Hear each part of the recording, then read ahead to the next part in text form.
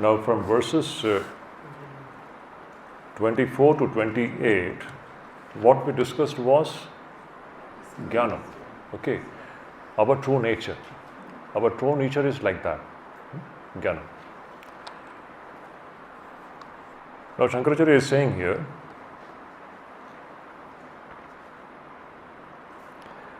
Swadehe shobhanam santam Purushakyam cha sammatam Kim murkhas shunyamatmanam Dehatitam karoshi bho. So beautiful. He's saying, oh murkha. Actually, it's a very affectionate way of scolding actually. These rishis, they scold and there's a lot of affection is there in that. Just like a mother scolds a child, is it not? Every mother has scolded a child. And while scolding, the mother uses very abusive language also. माँ कभी कभी कहेंगी तू गधा है ना? अब ये गधा रशी mean that you are गधा कुछ पढ़ता नहीं है, गधा है तू, गधा means you're an ass. But does she mean that he's a, but that is the way of say a lot of affection in that. So here also Shankaracharya is very fond of using this murkha, oh foolish person. There's a lot of, it's an affectionate way of scolding us, so that we awaken to what he is actually speaking. So he is saying, hey murkha, Swadehe shobhanam santam purushakyam sammatam dehatitam. These are all the descriptions of the Atman. He is saying, oh murkha, this Atman is where? Swadehe. It is right inside here. Okay. Now see, this Shankaracharya is pointing out a very important point. There is something, a great treasure inside each one of us, Swadehe. And it is Shobhanam. It is full of bliss. Santam. Santam means it is Sat. It is existing. There is one reality existing which is full of bliss inside each one of us, which is Purushakyam. It is referred to as Purusha, Param Purusha. Atman is also referred to as Purusha. The term Purusha doesn't mean that Purusha and Stri Purusha. No, not that. There is no gender connotation there. The opposite of Purusha is Stri. And no, here we are not talking about the gender idea of Purusha. In Vedanta, Purusha means what? Purishete iti Purushaha. Puri. This Purusha word comes from the term Puri. Puri means what? A city. Pur hota hai na? Ye pur hai, wo pur hai. Kitne pur hai yahan par? बहुत सारे पुर है ना? कितने पुर हैं? रामपुर है, बिलासपुर है. ये पुर का मतलब क्या है? शहर, city. This body is a pur. It's a city. And one who is residing in this city is Purusha. Purishete iti Purusha. One who is residing in this Puri, in the city, he is Purusha. Atman. So Purusha is the name of the Atman, not in the gender sense. The reality which is existing in this body is what is referred to as Purusha. So Shankaracharya is saying this Atman, which is so blissful, which is the one eternal existence, Santam, Purushakyam, Sammatam, which is concluded by all the rishis and the scriptures, Sammatam. Unanimously, all the rishis have experienced this great reality which is existing in every body. That reality, hey Murkha, how is that you are denying that reality? This is the answer to your question. She was saying that, Swamiji, this is all presumption for me. Don't deny it. When you are saying, but it's a very valid question. What's your name? Nikita. Achha, Nikita, I will tell you. Nikitasha. Nikitasha was telling me, Swamiji, till now, whatever this book has taught us, this is just a presumption for me. I can understand. But the word presumption is not correct. You can say that this is something which is out of my experience now. This is not a matter of experience for me, and that is a very honest statement. It is very true. We have to be very honest in this. For all of us, I don't think so anyone has experienced Atman here. Otherwise, you won't be in this room at all. Is it not? So we have not experienced the Atman. Fine. Let us be very honest. So what Upanishad is talking about, it is not a matter of experience for us now. But it is neither a presumption. Presumption, what you're assuming something which may be false also. In the word presumption, what you are presuming about, it may be something which is false also. This is not something which is false. It may be out of your experience now. It is not something which is a matter of experience for you for the time being, but it is not something which is false. So you cannot use the word presumption for it. So what I shall say in this respect? I shall say, yes, whatever the Shastra is telling me, the Upanishad is telling me, or these great rishis are telling me, yes, for the time being I have not experienced it. It is not coming within the range of my experience. It is not coming. But if I follow the footsteps or the path shown by the rishi, one day it will become a matter of experience for me. This should be the approach. So what you have said is very true. Presently it is not a matter of experience for you or anybody here. It is not a matter of experience. But this is what exactly Sri Ramakrishna told Naren. If you do exactly as I say, you also will see God. Was this not the statement? Naren also came to Sri Ramakrishna with this very dilemma. Have you seen God? God means what? Nothing, no one sitting up in the sky. Immediately God means we have all kinds of ideas. Someone sitting here and there up in the sky, ruling the world from there. There is no such God existing anywhere. It was referring to the Atman. So when Naren came and asked this question to Sri Ramakrishna, what was Sri Ramakrishna's answer? Yes, I have seen it. I have seen it once. I have experienced it. And I am experiencing it 1,000 times more intensely than I am experiencing you. And then last sentence is very important, where Sri Ramakrishna is saying, if you do as I say, you also will experience it. That means Naren didn't have the experience of this till that time. But it became a matter of experience following the path shown by the teacher. You understand?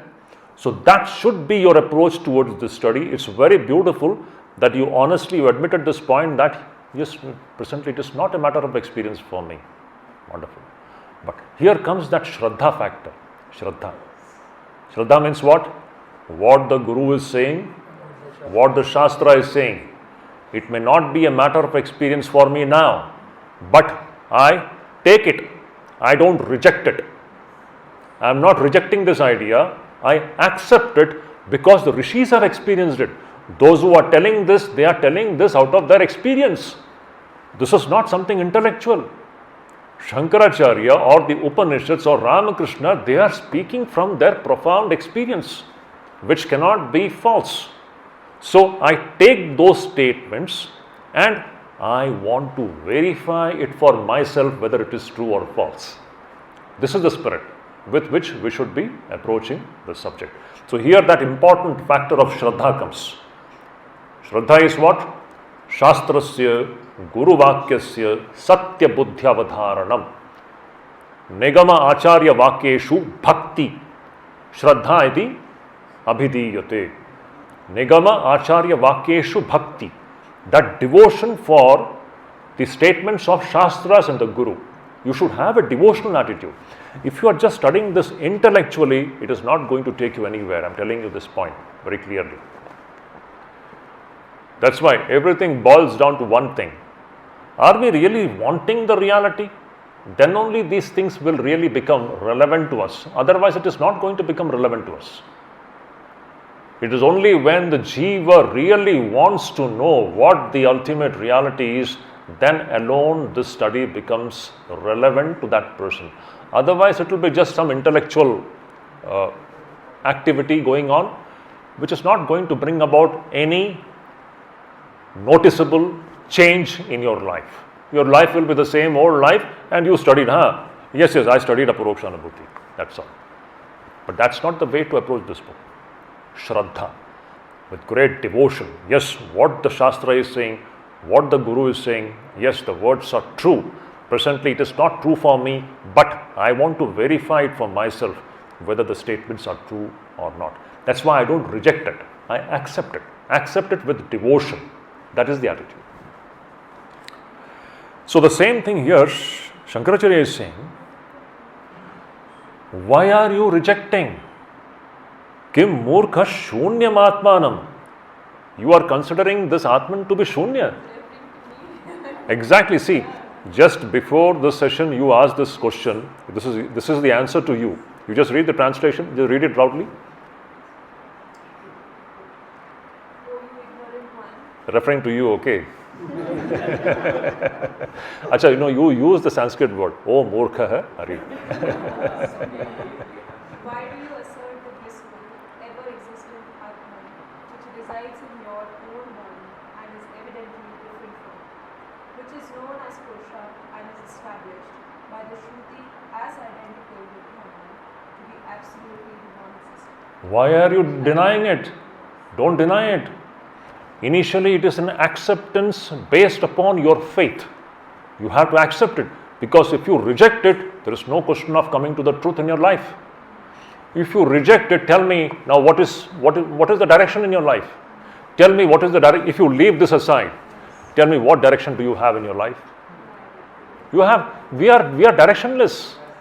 We are lost in this wilderness. This is the direction. Yes, presently, this destination is a faraway destination for all of us, but this is the path leading to the destination. Achha, sitting here, Delhi is far away, is it not? But why would you reject Delhi? Delhi हमने देखा नहीं है. सोच लो आप दिल्ली देखा नहीं. हम कभी दिल्ली देखे ही नहीं हैं. अभी यहाँ बैठे हुए हैं. Somebody says there is a city called Delhi which is 500 kilometers away. Why would you reject it? And the person who has seen Delhi, he is telling you, walk this way, you will reach Delhi.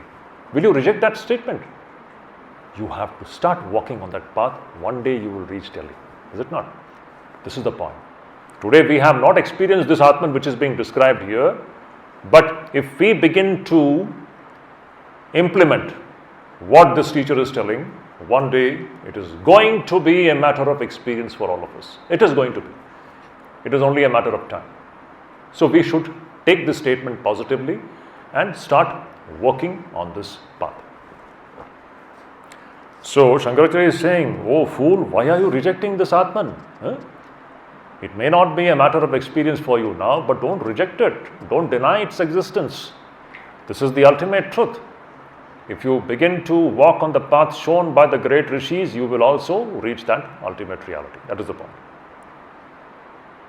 Then he says, Svatmanam shrunu murkhatvam Shrutya yuktya cha purusham Dehatitam sadakaram Sudurdarsham bhavadrishe. Shankaracharya is saying here, again, hey murkha, O ignorant one, what? Svatmanam. Svatmanam means what? Your own true self. Try to know it. Now see, this is also the same answer to you only. This Shankaracharya is telling, try to know your own self. How?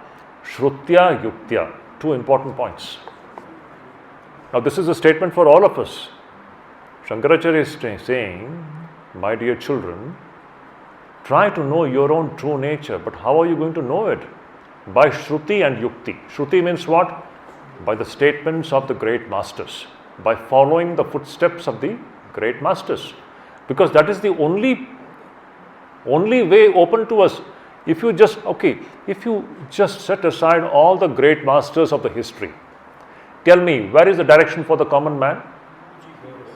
Does the ignorant man know which direction to go? We don't know.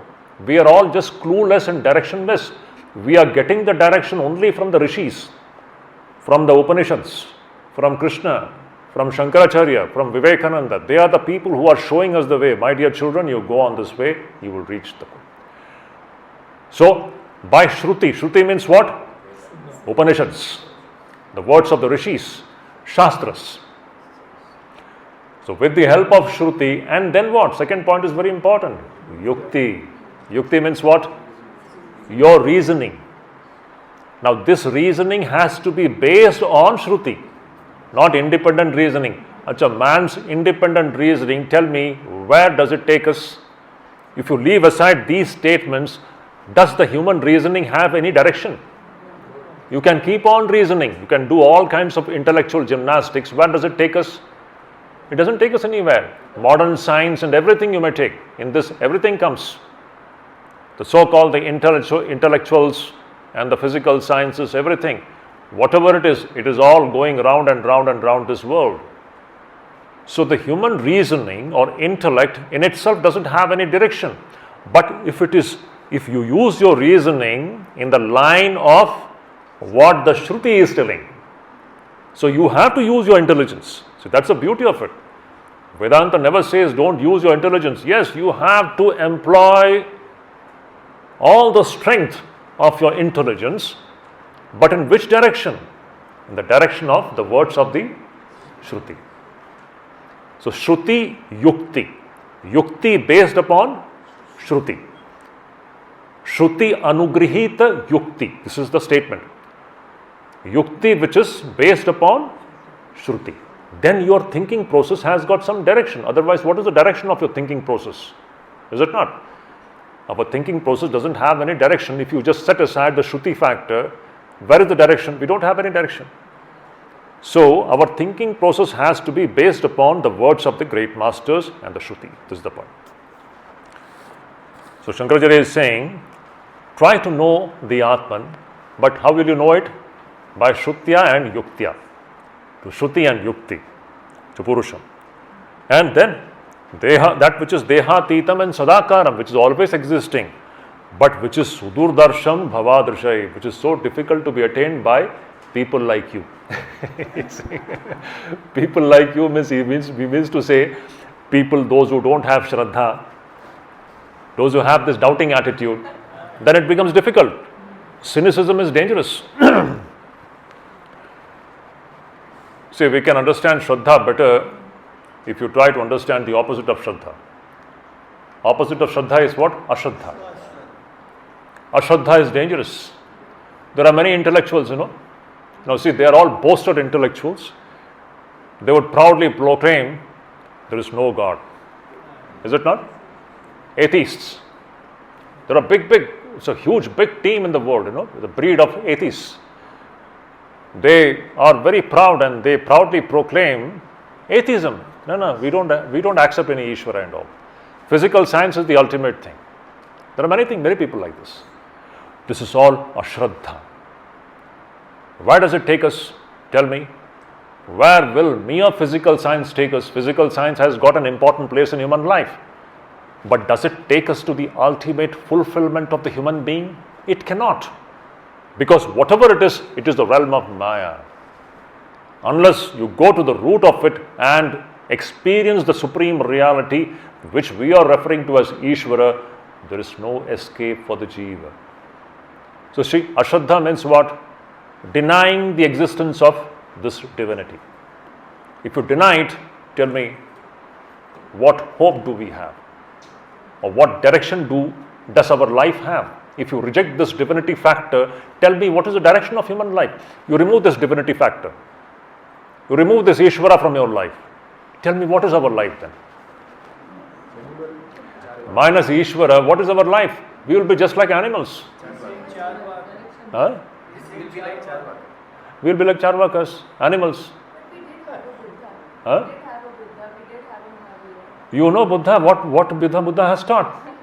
This is the problem. See, Buddha was an outright Advaitin, pure Vedantin.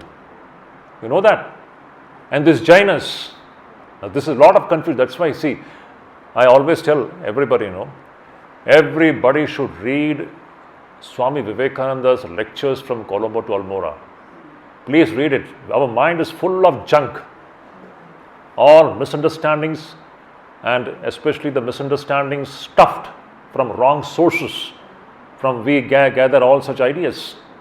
If you really want to understand the truth, The best way is please read lectures from Colombo to Almora. Please note it down and take it very seriously. This everybody should do it. Lectures from Colombo to Almora.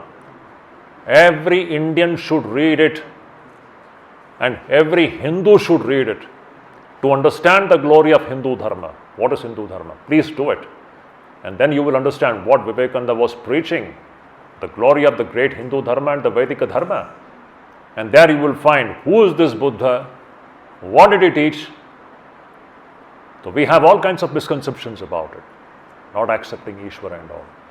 So anyhow, coming back to this point, if you leave aside this divinity factor, do you think Buddha didn't? It's the greatest teacher of ultimate divinity, Advaita. Upanishads, he was just speaking Upanishads. His followers didn't catch exactly what he taught, and it is always followers who create the mess, it's like that. The same thing happened with Shankaracharya also. Shankaracharya spoke the ultimate truth, but his followers messed up the whole thing, and it became a mess. Then Vivekananda had to come to once again correct that mistake done by the followers of Shankaracharya.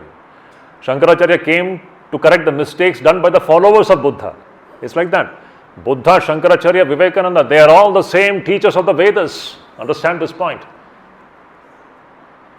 Their followers created a mess, and to correct that mistake, Shankaracharya had to come.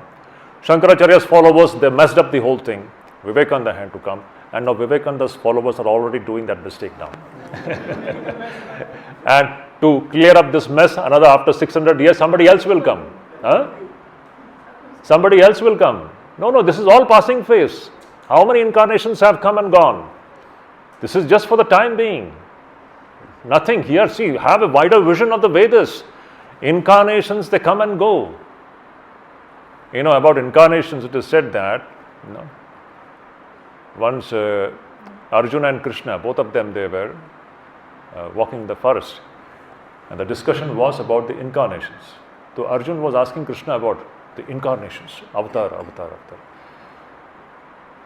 So because we are so much drowned in ignorance, we have no clue about what the ultimate reality is. So we have our pet imaginations about all these things. So about Avatara also we have got all kinds of ideas. It's good. Avatara is a very helping factor for the common man. But from the higher standpoint, Sri Krishna gives the picture, What is this Avatara? When they were walking, there was a grapevine. Grapevine, where grapes are cultivated. You have seen grapevines, no? The huge grapevine in which bunches and bunches of grapes are hanging, is it not? And in every bunch there may be some 500,000 small grapes. Now you can just imagine a huge field of grapevine in which countless bunches of grapes are hanging. In each bunch there are thousands of small grapes. Sri Krishna says every avatara is just like one small grape in the grapevine of Brahman. What is this avatara? Avatara is a special manifestation which comes from time to time to give light to the ignorant humanity. That's all. And this phenomenon is happening. It had happened from timeless past. It will continue eternally. It is going on. This is not the final thing. This is just for the time being. After few centuries, some other manifestation will come. It is going on. But the truth is what? That is what? We have to go back to the roots of everything. The root is what? Brahman, the one supreme reality. And all of them, they are teaching us the same supreme reality. Whether it is Buddha, Shankaracharya, Vivekananda, Ramakrishna, Krishna, before that, all of them, these great incarnations, they came to tell the supreme reality of Brahman. So these are the important things. That's why I always suggest this point. Everybody should read these lectures from Colombo to Almora to understand these things. Vivekananda's blazing words, Agni Mantra, I say. Everybody should read. Please take it seriously, and especially you have to give it to your next generation, your children, if they want to know about the glory of India and the glory of Hindu Dharma. Everybody should read these lectures from Colombo to Alvaro. Things like that. So this is also an answer to such people who are doubting. Shankaracharya is saying, it is so difficult to be understood by people like you. People like you means he is referring to people who are doubting. When you begin to doubt, then it becomes difficult. But if you take it as a, what should I say, if you take it as a proposition to be investigated into, then that's very good. It's not a presumption. No, it is not a presumption. It is a fact which is out of our experience now. It is a fact. You can't deny your own existence. Can you deny your own existence? But you don't know who you are actually. That is the problem. If you begin to follow the path shown by these great masters, slowly this will become a matter of experience for all of us. This is the point.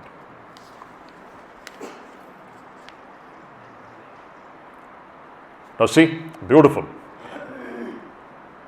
Aham shabdena vikhyata eka eva sthita parah sthulastvane praptah katham syadeha kapuman. Now from here, from verse 31 to 41, till now what we have seen. First came vichara.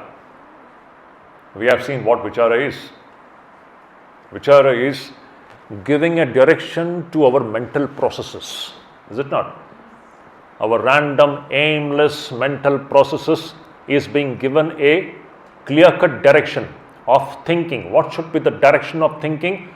Koham, katham idam jatam, ko vai kartasya vidyate, upadanam kimastiha, vichara soyamidrisha. This should be the direction of our thought. If you are seeking the truth, then this is the line of thinking in which our mental processes should go. Who am I? From where has all these things come about? Who is the Karta? And what is the material out of which this entire creation has been made? These are the foundational, existential questions which should trouble everyone. That is what is vichara. So see, initially a direction is given to our thinking processes. Otherwise, what is the aim? What is the direction of the thinking process? It doesn't have any direction at all. So we have seen what vichara is. And when you do vichara, jnana comes. This is what Shankaracharya says. When you begin to ask such questions, the knowledge comes. But you should also understand what is ajnana. Ajnana is what? Considering yourself to be this destructible body. A body which is going to go away. Can you hold it? You cannot hold it. Considering yourself to be the body is the sign of ignorance. It is not knowledge. Then he told us what is jnana. Jnana is what? Considering yourself to be the witness of the body and mind. That is what is jnana. Now, again he is hammering this idea. How can this body be the Atman? For the next few verses, again, because this has to be repeatedly driven into our minds, he is saying that, how can this body be the Atman? It cannot be the Atman. That is the spirit of the next 10 verses. I'll just chant it. You all can chant with me. He is saying,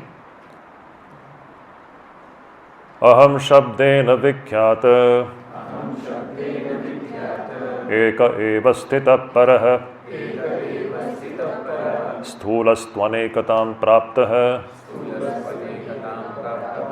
katham syadeha kapuman. Aham drashtritaya siddho deho drishyataya sthitah mamayamiti nirdeshat katham syadeha kapuman. Aham vikarahinastu deho nityam vikaravan iti pratiyate sakshat katham syadeha kapuman. Yasmat paramiti shrutya taya purusha lakshanam vinirnitam vimudhena Katham syadeha kapuman. Sarvam purusha eveti. Sukte purusha sangite. Apyuchyate yata shrutya. Katham syadeha kapuman. Asanga purusha prokto. Brihadharanyake picha.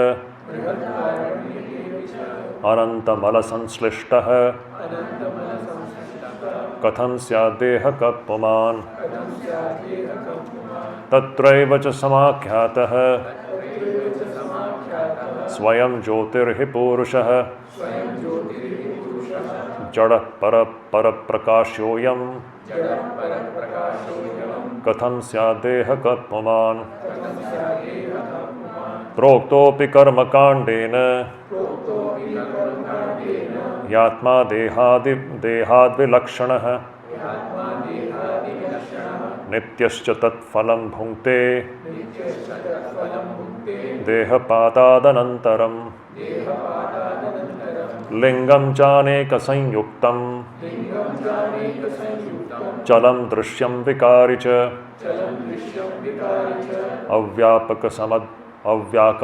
Avyapakam asadrupam. Tatkatham syat pumanayam. Evam dehadvayadanya. Atma purusha ishvaraha. Sarvatma sarvarupascha.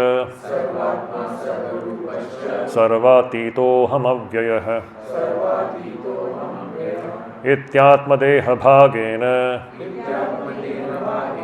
Prapanchasyaiva satyata.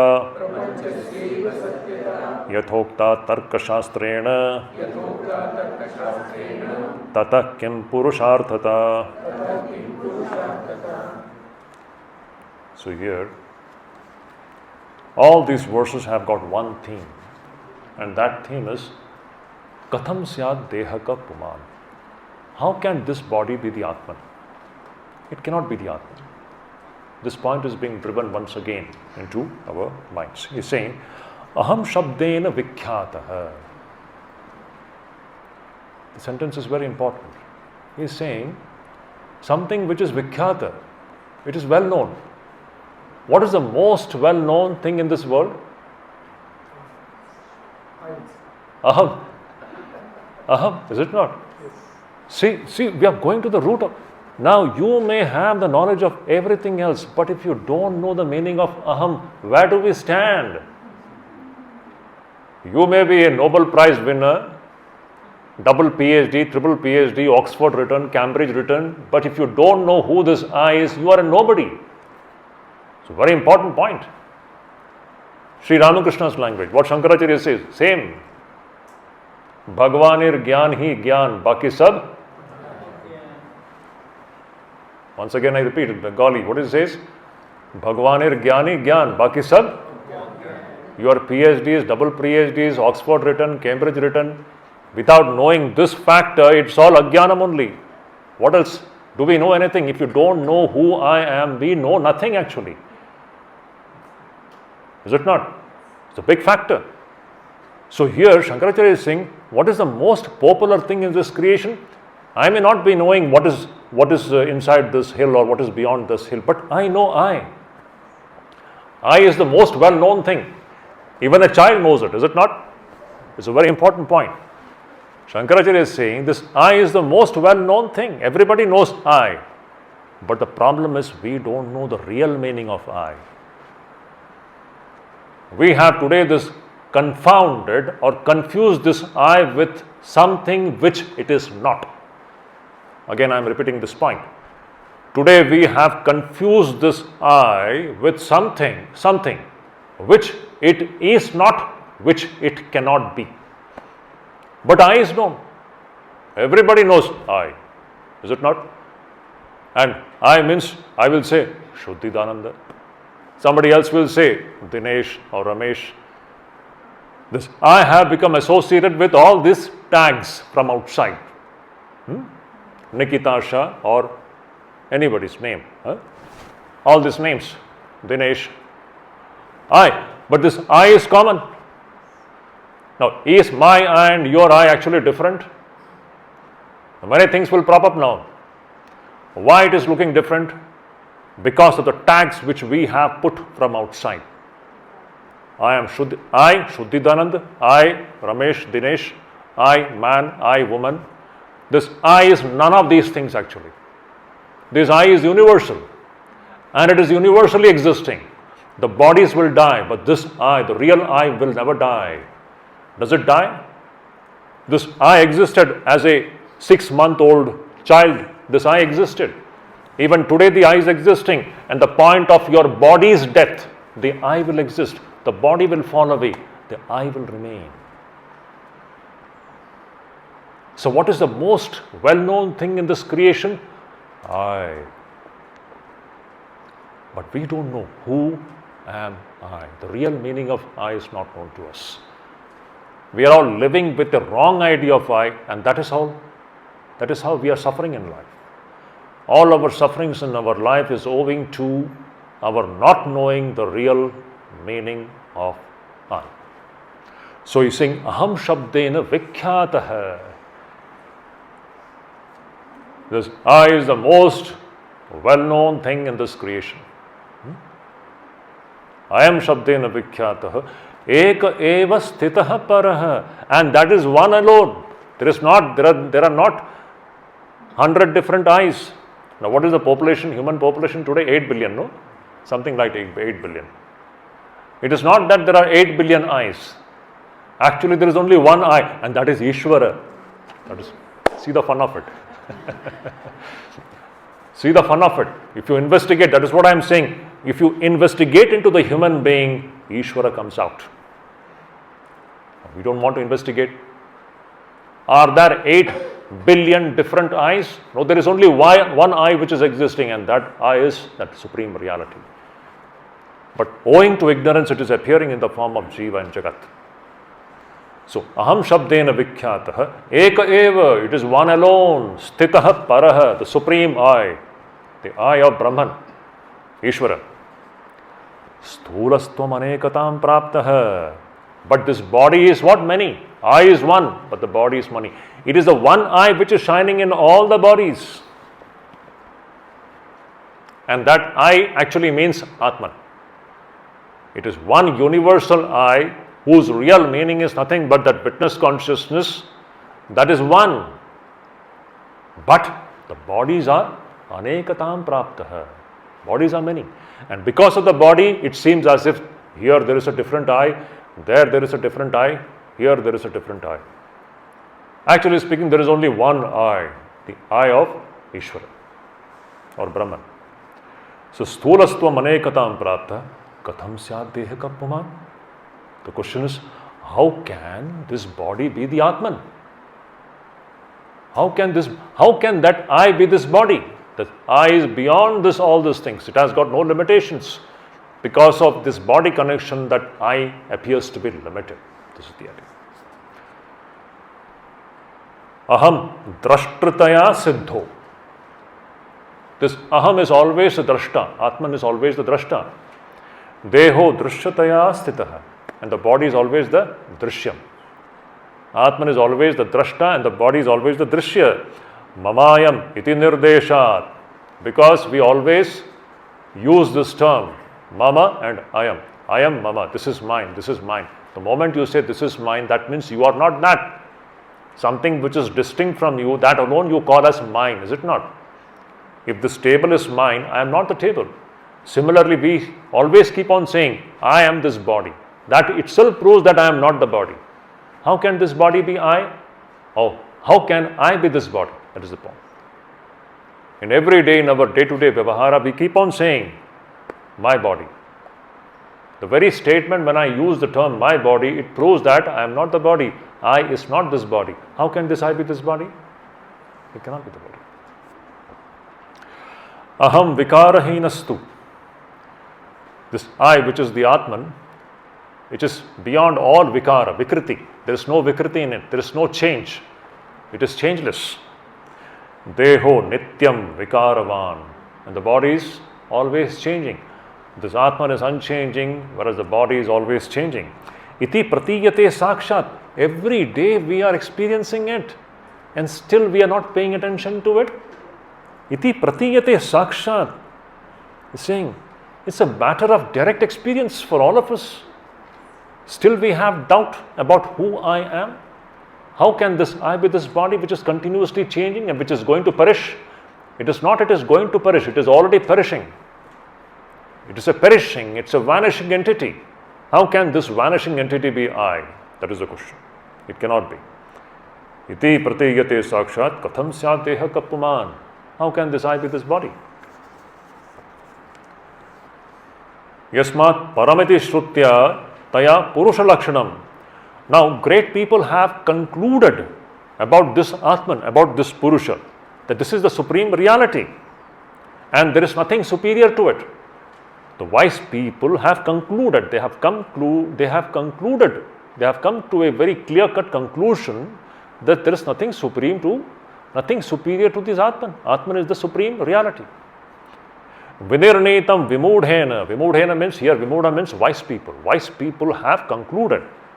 Katham syat deha kapuman. How can that Atman be this body? Sarvam purusha eveti sukte purusha sangite. You all might have heard about Purusha Suktam. Have you heard? These are all famous utterances of the Vedas. Go back to, I always say, our main scripture is the Vedas, Upanishads. Remember that. All other books are secondary sources. The main wisdom is Upanishads. All the teachers, they have spoken only the Upanishads. Always remember, Sri Ramakrishna's Kathamrit is nothing but Upanishads. Go back to the source. So the great Purusha Sukta speaks about what? Sahasra Shirasham Devam Vishwaksham Vishwashambhu. Sahasrapad. Purusha Sukta says, there is only one Purusha with thousands of eyes, thousands of heads, thousands of hands. That is a description of the reality. See, where is Ishvara? This is the Purusha.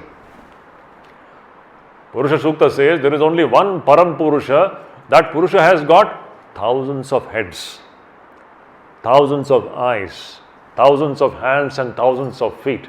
It is one entity, Ishvara is existing. This is the great declaration of the Rishis. This is the ultimate picture of reality. So, you are saying, Sarvam Purusha eveti sukte Purusha sangitah. The Purusha Suktam speaks there is only one Param Purusha existing in this creation. There is only one entity. Api uchyate yata shrutya. And Shrutis also speak about the same thing. Katham syat deha kapuman. How can this Atman be the body? Asanga Purusha Prokto Brihadharanyake Picha. And the Brihadaranyaka Upanishad declares this Atman is Asanga. Asango hi ayam Purusha. That is a great declaration of Brihadaranyaka Upanishad. Those who have studied, you can see that. So Brihadaranyaka Upanishad says this Atman is Asanga, is always unattached. It cannot be attached. Ananta Mala Sanslishtaha. But this body is what? Ananta Mala Sanslishtaha. It is filled with limitless malam. Malam means impurities. The body is full of impurities. What is good about this body? We all know that. What is inside this body, it's all well evident. What is so pleasing about this body? It is full of dirt and filth. Whereas Atman is ever pure, ever clean. So, Asanga Purusha Prokto Brihadharanyake Picha Ananta Mala Sanslishtaha Katham Syat Deha Kapuman. How can that Atman which is ever pure and free and Asanga, how can that be this body? So beautiful. Tatraivacha Samakhyataha. And in that Brihadaranyaka Upanishad itself, it is described about this Atman, Swayam Jyotir Hi Purushaha. Brihadaranyaka Upanishad itself speaks about this Atman as Swayam Jyoti. Swayam Jyoti means self-illumined. This Atman is always self-luminous. Everything is known in the light of the Atman. Jada Paraprakashoyam Katham Syat Deha Kapuman. This body is Jada, whereas the Atman is Swayam Jyoti. It is self-luminous. This body is what? It is Jada. Jada means it is inert. and it is paraprakasha. The body is existing, borrowing the luminosity from the Atman.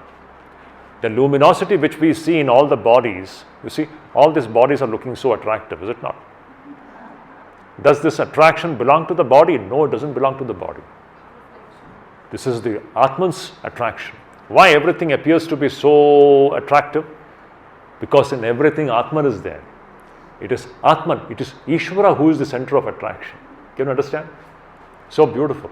Why everything is appearing so attractive here?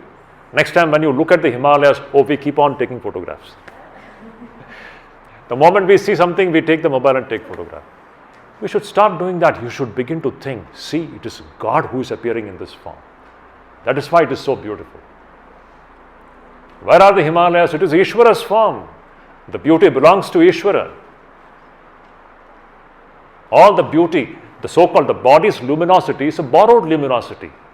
That luminosity which has been borrowed from the Atman. Achha, what happens to this dead body? If a body is dead, can you imagine? Do we have any attraction for a dead body? Kahan gaya sab? Is it not? So, we should understand, this body is jada. It is an inert matter. And yet it appears to be so attractive and beautiful because of Atman. The Atman which is shining behind this body, that is what makes this body so attractive. Minus that Atman factor, this body is nothing. So how can that Atman be this body? Atman which is Swayam Jyoti, which is self-luminous, and this body is dead and inert. How can the Atman be the body? That's the point.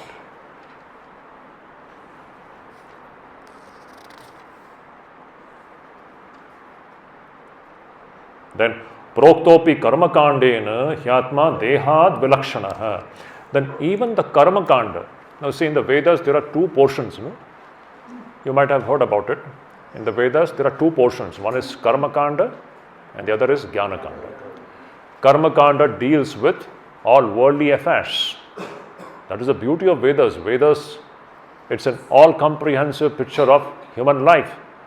Human life led in ignorance is what is karmakanda, where we want to fulfill all our worldly desires, but there is a way to do it. That is what is karmakanda. When you come to jnanakanda, I want the supreme reality. That is another portion. That jnanakanda is what is Upanishads. So even the karmakanda talks about this jiva being different from the body. How true it is, wonderful. Karmakanda, even the karmakanda says that we are different from the body. What it says is that this sukshma sharira is actually speaking is different from the sthula sharira, is it not? The subtle body is different from the gross body. What is happening at the time of death? Only the gross body is left behind, and the subtle body creates another gross body. What does it prove? That you are different from the gross body. Even from the karmakanda standpoint, Shankaracharya says, you cannot prove that you are the body, you are different from the body. At the time of death, this gross body falls away and the subtle body creates for itself another new body. This is the great principle, is it not? We should all remember one thing. Each one of us, so-called, all of us, the body which we are having, it is we ourselves have created it. Our own karma has gone into the making of our bodies, its structure, its form, everything. It's on our own karma, samskaras, taking the form of this gross body. The subtle body, which is the repository of samskaras, it is creating this gross body, that's all. But this gross body falls away. The subtle body creates another gross body. What does it prove? It proves that you are not this gross body. So even from the standpoint of karma kanda, you see, you are not this. How can you be the gross body? That is the point.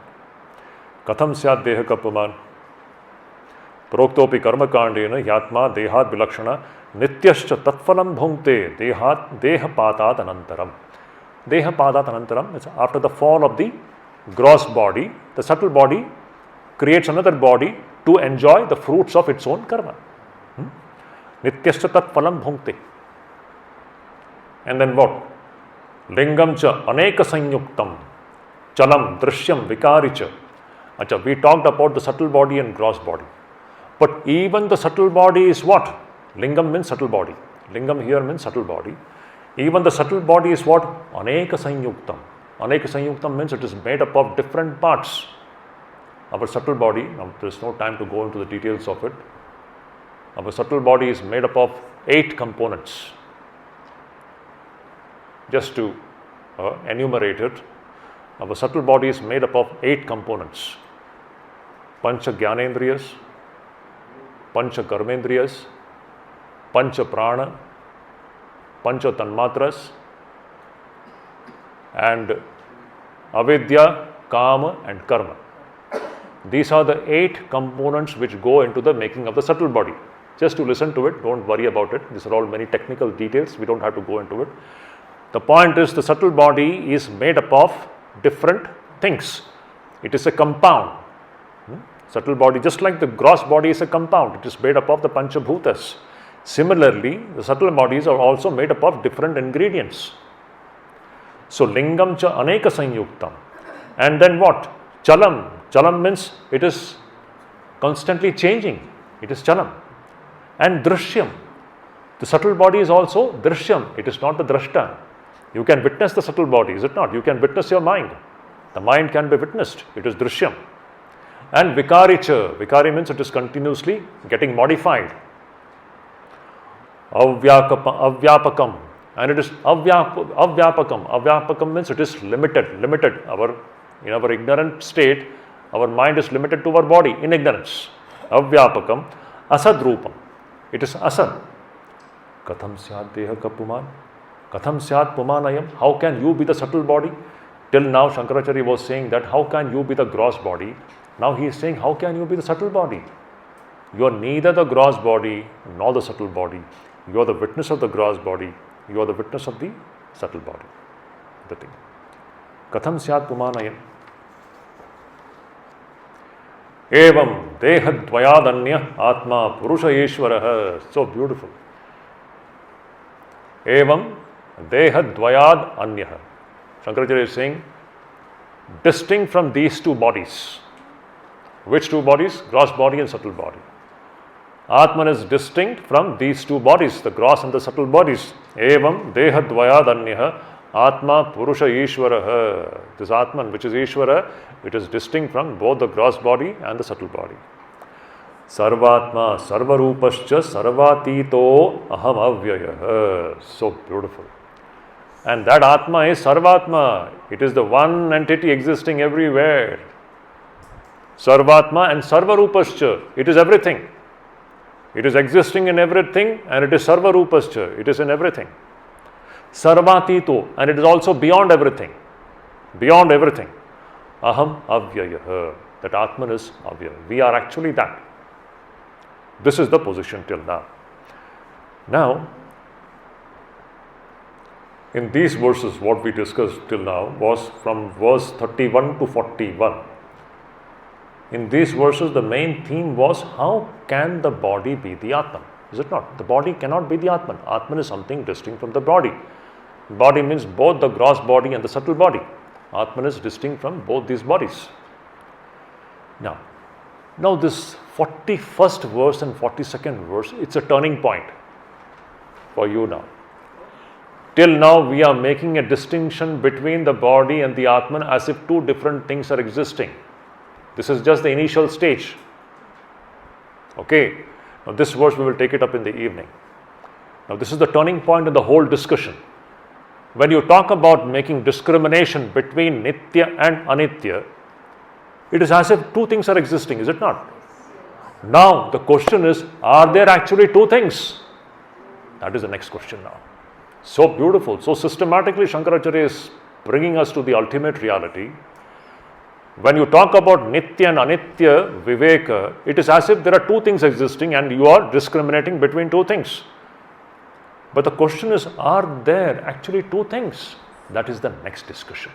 Let us keep it for afternoon because this is an important subject. Those who have any questions related to what we have discussed, okay? One I asked you. Which one? Grace. Grace, okay. Okay. Dineshji was asking about grace. Yes, it's a very important point.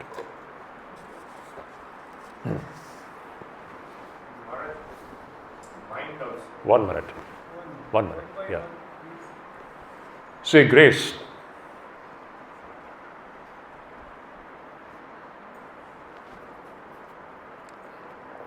You all have come here.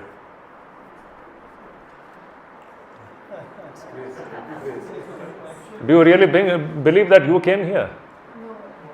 Huh? Who said no? You said. Are you sure? Who booked the ticket? No, it's an important question. What do you mean by grace?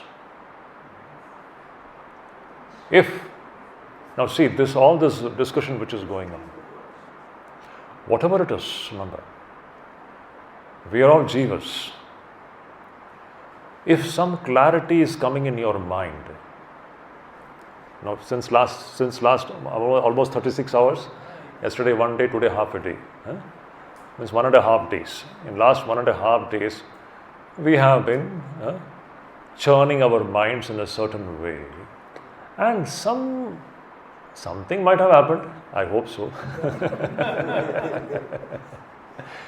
If a little bit of light is coming in your mind, from where is this light coming? Somebody is making it possible. This Atman's illumination which is coming into your minds, this is what is grace, Kripa. You understand? So, whenever we begin to move in the direction of the Atman, this is happening by the grace of the Atman. In our life, whenever the Jiva starts to move in the direction of discovering the Supreme Reality, that means already the grace has started to function, because without this grace, this movement would not start at all. That's why you see, even Shankaracharya, before starting this Grantha, what did he do? He sought the blessings of Sri Hari, because the Sri Hari means nothing but Atman, nothing else. But Saguna Brahman. Without the grace of the Atman, nothing is going to happen. So all the efforts that we are putting, if you all are putting some effort in this direction, it is happening by the grace of Ishvara. Otherwise, it would not have happened. If even a little bit of clarity is coming in your mind, it is somebody is making it possible. Don't think that it is happening because of your efforts. This is what is Anugraha. So in Avadhuta Gita, it is said, Ishvara Anugrahat Pumsan Advaita Vasana. It's a famous statement. Even this Vasana for Advaita, this inclination towards the Supreme Reality, it comes from where? Ishvara Anugraha. Shankaracharya, Vivek Chudamani, what does he say? Right in the beginning of Vivek Chudamani, he says 3 things are extremely rare. Birth in the human body. He says, very beautiful, these are all immortal statements. 3 things are durlabham. He says it is durlabham. Durlabham trayamaevaita daivanugraha hetukam. Manushyatvam, mamukshutvam, mahapurusha samshraya. These 3 things are extremely rare. Durlabham. What are the 3 things? To be born in a human body, and the desire for liberation. It's very rare. How many people have desire for liberation? Even here also, actually we don't have the desire for liberation. If it is there, remember, it is Ishvaranugraha, Shankaracharya is saying. It is happening by the grace of the divine. To be born in a human body, to have the desire for liberation, and only these 2 things would not suffice. There is a third very important point. Mahapurusha Samshraya. To get the guidance of a right teacher. If all these 3 things we have in our life, know it that it is owing to Deva Anugraha, Ishvara's Anugraha. So you understand, this is the point. Everything, the spiritual life, if it is starting, It is owing to Ishvara's Anugraha. In our life, when we begin to turn towards Ishvara, in whichever way, doesn't matter, whichever way, when that inclination to go towards Ishvara starts, remember, this is happening by Ishvara's own Anugraha. This is not happening by our cleverness. It is not happening by our intelligence. We are nothing here. There is a supreme power under whose governance we all are. It is by its Anugraha that we become inclined to move in that direction. It happens. This is what is Anugraha. Yeah? There is no self-effort. Pardon? There is no self-effort. Yeah. This is another very good question. Now, what is the place of self-effort? When you are putting your effort, remember this is happening by Ishvara's Anugraha. Your self-effort is a sign of Ishvara Anugraha. Now, Ishvara Anugraha, now many people know this grace factor can be very grossly misunderstood. Okay, everything is happening by God's wish, so let me just keep quiet. No. Everything is happening by God's grace, so I spend a lazy time. No. If Ishvara Anugraha is there on you or any one of us, we will be intensely putting our efforts to go in that direction. So self-effort is the sign of the existence of Ishvara's Anugraha. Our effort to move in the direction of Ishvara is the sign of Ishvara's Anugraha.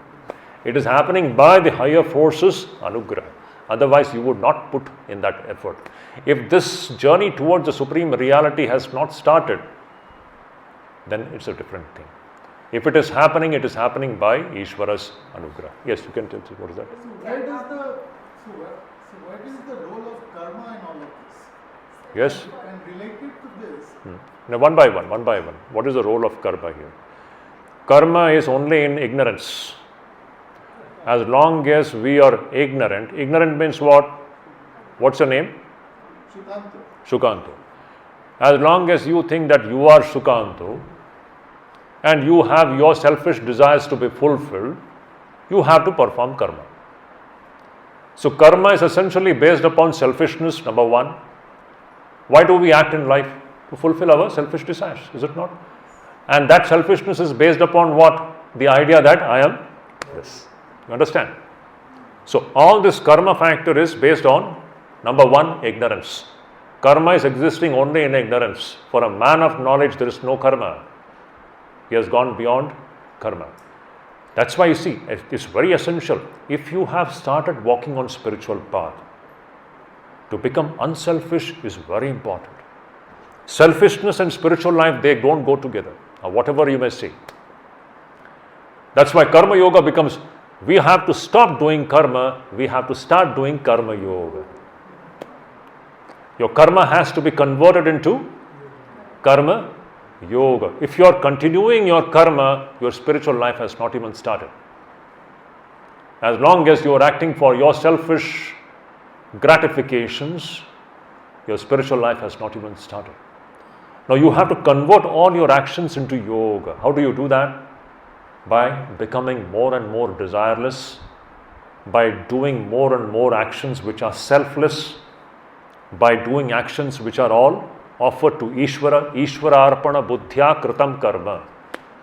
You perform all your actions as a worship to Ishvara. When you do that in that way, slowly you begin to acquire the eligibility to do this. Now why? See, this book started with this eligibility factor. Why we are not eligible to do this? Because presently we are all totally trapped in this network of karma. As long as we don't extract ourselves from this trap, and the way to extract is karma yoga. That's why karma yoga is very important in our life. After reading this, I would say you should all read Swami Vivekananda's Karma Yoga. Please go back and read it. Because after all, we are all people of this world. You have families, you have things to handle. But the question is, how are you going to handle your field of action? As long as your life is based upon selfish actions, spiritual life won't start. The starting point of spiritual life is selflessness. That is why seva comes here. Seva becomes very important. Whatever you do it with seva bhava or puja bhava. The best way is to do it as a puja bhava. Whatever you are doing, it is Ishvara's puja. Now, after studying this, when you have understood that everything is Ishvara, okay, let us just presume that everything is Ishvara for the time being.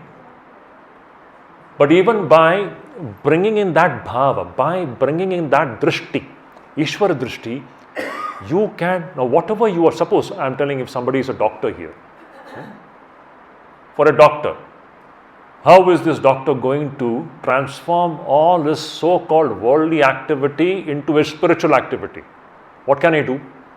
For that doctor, if he is perfectly convinced about this drishti which the Shastra is giving, what is the drishti? That everybody is Ishvara's form. That patient who is coming to him, he is God in that form. He is a Rogi Narayana. And now whatever the doctor is doing to that patient is actually the worship of Rogi Narayana. You convert your actions into a highly spiritual action. You understand? This is the ideology of seva. Seva, I would not say seva is a lower word, still higher word is puja. Your actions should convert into a puja. Now what is going on in this class? It's worship of God which is going on. Worship is not only this one. Here, whatever we are doing, it's worship. It's a worship of Ishvara going on in so many forms. It's an offering to God. We are worshipping God. Can we do this in everything? Now you see, convert. Let the husbands take care of the family, looking about all the family members as forms of God. Whatever that husband will be doing to the family members, it will be the worship of God. Let the housewife take care of the children, not as a children. Where are the children? It is the form of God. So whatever is being done to that children will become puja. It will become Ishvara's puja.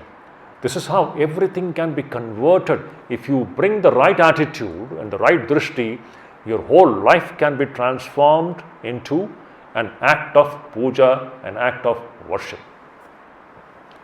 This is how we have to transform our field of action. One more question we can take and we can stop. Yes, what is that? Swamiji, in verse 40 actually, we were talking about the Purusha and the two bodies actually. Uh-huh. So, the causal body is also discussed. Yes, this is an important point. Here we have not touched the causal body. The causal body is nothing but ignorance. Causal body is nothing but Maya. He has touched upon a technical point. It's a very good, important point. Here Shankaracharya talks about two bodies, but actually there is not two bodies, it is three bodies.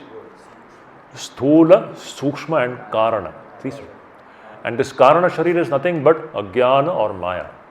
So that is taken for granted here, because this Sthula Sharira and Sukshma Sharira and our identification with them is owing to the Karana Sharira, which is Ajnana or Maya. So that is taken it for granted. So when you take the stance of being the witness of the Sthula and Sukshma Sharira, already you are going beyond the Maya, you are going beyond the Karana Sharira. Is it not? When you are taking the stance of being the witness of Sthula Sharira and Sukshma Sharira, already you are going beyond the Maya, which is the Karana Sharira. This is what is happening. So let's stop here. So we meet at 3 o'clock, no? 3 o'clock.